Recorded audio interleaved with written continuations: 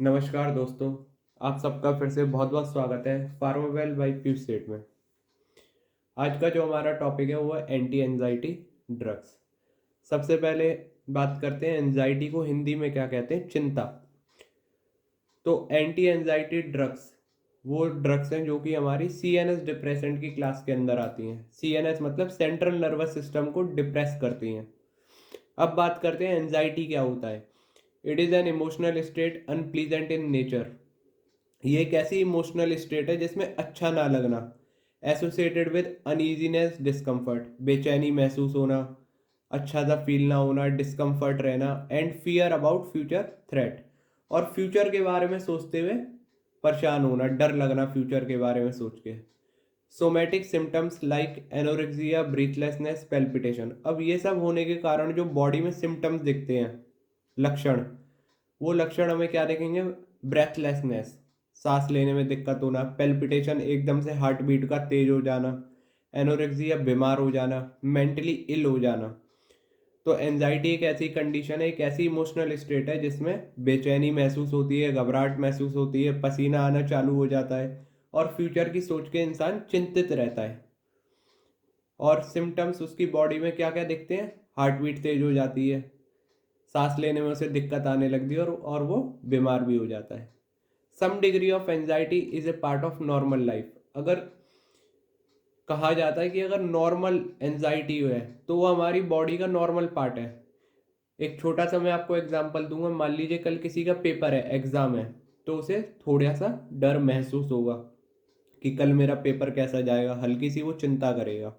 तो अगर limited degree में है, मतलब थोड़ी सी डिग्री, थोड़ा सा वो सोच रहा है, तो वो एंजाइटी एक नॉर्मल पार्ट है लाइफ का।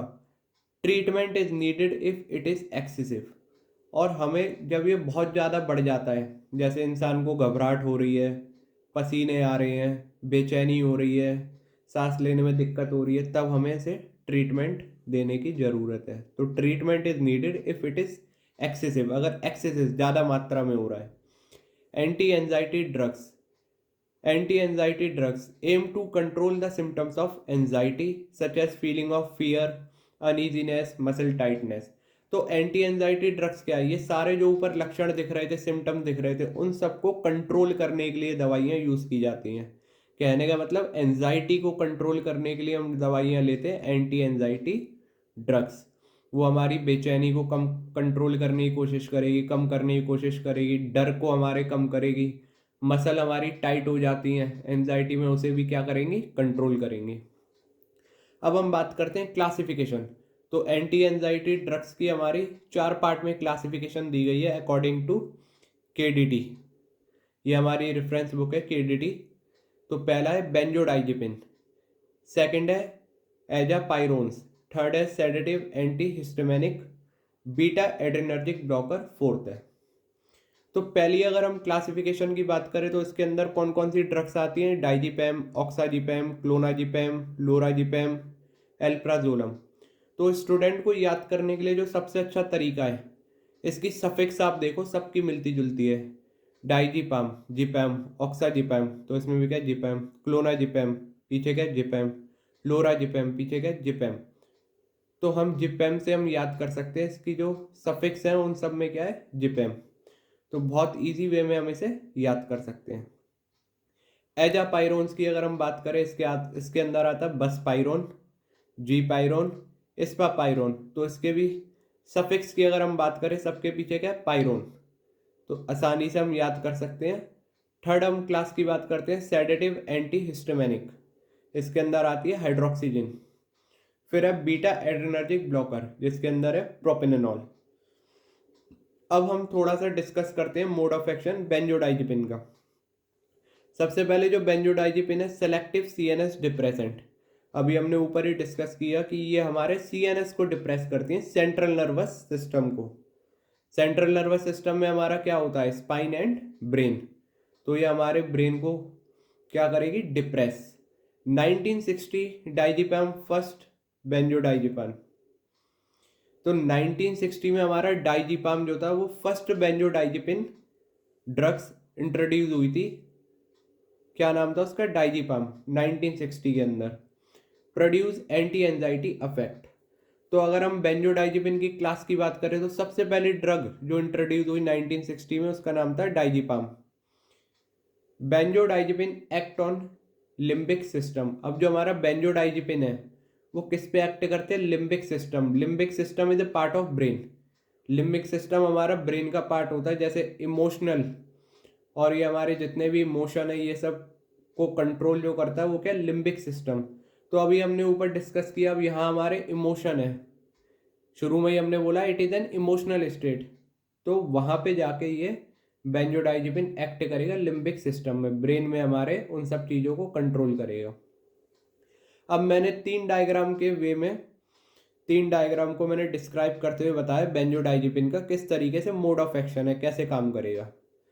तो सबसे पहले जो बहुत इंपॉर्टेंट जो इसमें हमें याद रखना है वो ये है कि बेंजोडाइजिपिन एक्ट करता है गाबा रिसेप्टर पे। किस पे एक्ट करेगा? गाबा रिसेप्टर। गाबा की फुल फॉर्म क्या है? Gamma amino butyric acid. तो बेंजोडाइजिपिन हमारा एक्ट करेगा गाबा रिसेप्टर पे। अब यहाँ पे पहले वाले हम डायग्राम में देख सकते हैं कि हमारे जो गाबा रिसेप्टर है उसकी 5 यूनिट्स होती हैं, 5 सब यूनिट। तो 2 अल्फा होती हैं, 2 बीटा होती हैं और एक गामा।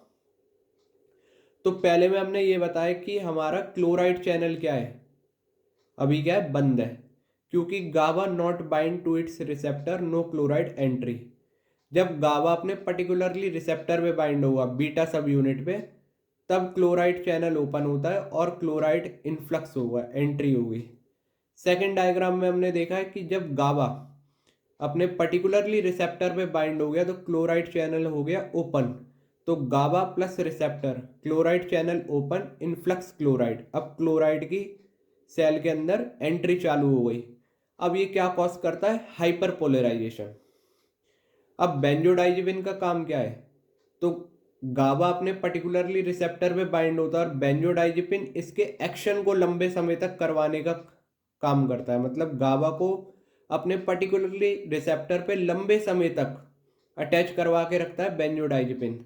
तो हम नीचे देख सकते हैं बेंजोडाइजिपिन प्लस रिसेप्टर, गाबा प्लस रिसेप्टर। गाबा अपने पर्टिकुलरली रिसेप्टर पे बाइंड है, बेंजोडाइजिपिन अपने पर्टिकुलरली रिसेप्टर पे बाइंड है। जैसे बेंजोडाइजिपिन, यहाँ एग्जांपल ले लो डाइजिपाम। डाइजिपाम हमने ड्रग दी, वो यहाँ पे अटैच हो गई, ठीक है। और हमने गाबा जो हमने ड्रग दी वो बीटा सब यूनिट पे, सॉरी गाबा हमने ड्रग नहीं दी, जो हमारा केमिकल है वो बीटा सब यूनिट पे अटैच हो गया। तो बेंजोडाइजिपिन के अटैच होने के कारण गाबा अपने लंबे समय तक अपने पर्टिकुलरली रिसेप्टर पे बाइंड रहेगा और लंबे समय तक क्लोराइड चैनल को ओपन करके रखेगा और ज़्यादा से ज़्यादा क्लोराइड की एंट्री होगी, उसे हम कहते हैं इनफ्लक्स क्लोराइड। और लंबे समय तक हाइपर पोलराइजेशन कॉज होगा। एक छोटा सा मैं नोट आपको बता दूं कि हाइपर पोलराइजेशन क्या होता है। जब भी हमारे नेगेटिव आइंस सेल के बाहर से अंदर ज़्यादा आते हैं, ज़्यादा से ज़्यादा, और अंदर नेगेटिव आइंस की मात्रा इंक्रीज हो जाती है, उसे हम कहते हैं हाइपर पोलराइजेशन। जब पॉजिटिव आइंस की मात्रा इंक्रीज हो जाएगी उसे हम कहेंगे डीपोलराइजेशन। तो यहाँ पे क्लोराइड चैनल की एंट्री हो जाती है। जो हमारा particularly mode of action benzodiazepine का है वो ये है कि बेंजोडाइजिपिन गाबा रिसेप्टर पे जाके काम करता है और गाबा को अपने पर्टिकुलरली रिसेप्टर पे लंबे समय तक बाइंड कराता है, जिससे क्लोराइड की एंट्री लंबे टाइम तक रहे और क्लोराइड ज़्यादा से ज़्यादा सेल के अंदर एंटर करे और लंबे समय तक हाइपर पोलराइजेशन कॉज हो। अब हाइपर पोलराइजेशन कॉज होने से हमें क्या मतलब है? तो हाइपर पोलराइजेशन क्या करता है? Inhibit the neuron from firing an impulse. अब जो ऊपर मैसेज जा रहा था, न्यूरॉन फायर हो रहे थे बार बार, उसे इनिबिट कर देगा, ठीक है। तो हमारा जो मैसेज न्यूरॉन से जाते हैं वो क्या हुआ? इनिबिट। अब क्या है? फियर, अब डर जो उसे है, जो चिंता है, वो मैसेज नहीं जा रहे, तो वो क्या हुए? इनिबिट हो रखे, तो उसे काल्म अफेक्ट है, माइंड उसका क्या है? बिल्कुल शांत। इस तरीके से बेंजोडाइजिपिन अपना मोड ऑफ एक्शन शो करता है। अब बेंजोडाइजिपिन के कुछ साइड इफेक्ट्स भी हैं, जैसे सेडेशन, नींद लाएगा, कंफ्यूजनल स्टेट। अब इस दवाई को लेने के बाद क्या है? कंफ्यूजन की स्टेट आ जाती है, किसमें? एल्डरली में ज़्यादा हमें ये चीज़ दिखेंगी, एल्डर लोगों में। लाइट हेडनेस, या हम कह सकते हैं लाइट हेडेडनेस, हल्का सा सिर में दर्द होना। इंक्रीज एपिटाइट, भूख बढ़ जाना। वेट गेन, वजन ज़्यादा बढ़ जाना। Thank you so much for watching this video. आप अपने वैल्यूएबल कमेंट देके हमें बता सकते हैं कि आपको किस तरीके से हमारी वीडियो लग रही है और हम इसमें क्या और इम्प्रूवमेंट ला सकते हैं जिससे हम और अच्छे से आपको चीज़ें एक्सप्लेन कर सकें। Thank you so much for watching this video.